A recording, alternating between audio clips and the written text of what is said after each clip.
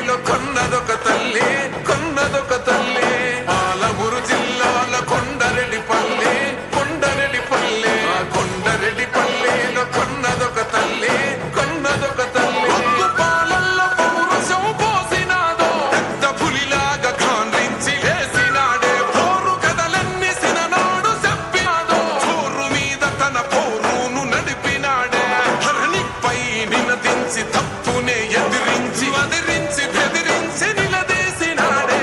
రంగు రంగులు అద్దిన సేతితోనే, ఆ సేతితోనే మూడు రంగుల జెండా ఎగరేసినాడే. రేవంతన్న చూడే గర్వమెక్కిన గడికి గుండైనాడే, దండైనాడే.